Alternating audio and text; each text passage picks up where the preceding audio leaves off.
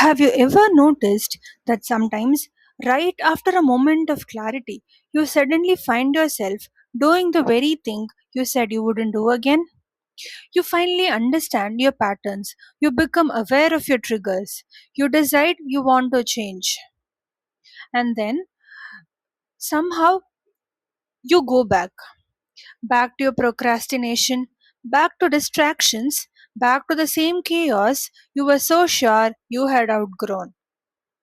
And that can feel frustrating, maybe even a little disappointing, because a part of you genuinely wants to grow, but another part of you feels safer staying where it already knows how to survive.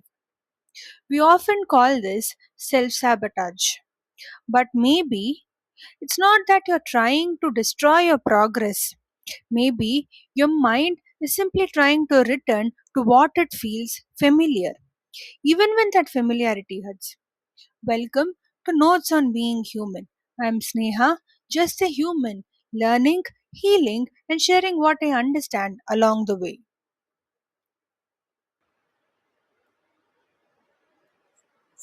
The truth is, growth sounds beautiful from a distance. We talk about healing, transformation, becoming a better version of ourselves. But when growth actually begins, it can feel surprisingly uncomfortable because growth asks you to step into something unfamiliar, and the mind doesn't always understand unfamiliarity. Even pain can start feeling safe when you have lived with it long enough.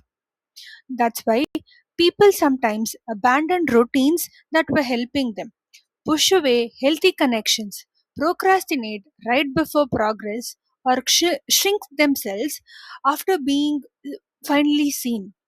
Not because they're weak, but because a part of them still believes the familiar is safer than the unknown. Self abandonment doesn't always look dramatic. Sometimes it looks like ignoring your own needs to keep everyone else comfortable. Sometimes it looks like silencing yourself because you're afraid of rejection.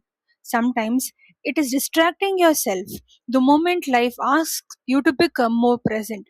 And sometimes it is returning to the very things you promised yourself you have outgrown, not because you enjoy suffering, but because your mind is still trying to protect you using the patterns that once helped you survive. There's a reason a bird hesitates before leaving the nest, not because the sky is wrong, but because the nest, even with all its limitations, is familiar. That's what growth often feels like, not exciting, not glamorous, just unfamiliar. And in those moments, self compassion becomes important because if awareness isn't held with compassion, it so slowly turns into self judgment, and self judgment eventually becomes exhaustion. So the next time you notice yourself pulling away from your own growth, pause before calling yourself lazy. Pause before calling yourself weak. Pause before deciding that you have failed. Ask yourself gently, what part of me feels unsafe right now? Not every pattern needs force. Sometimes it needs reassurance. Sometimes your mind is not asking for punishment, it is asking for safety. And maybe healing begins when you stop fighting yourself long enough to actually listen. The goal isn't to become someone completely different, it is to slowly learn how to stay with yourself even when life feels unfamiliar, not perfectly, not overnight, but gently, consciously, again and again. And maybe that's what real growth looks like, not becoming someone else, but learning to stay with yourself even when you're learning, even when you're growing.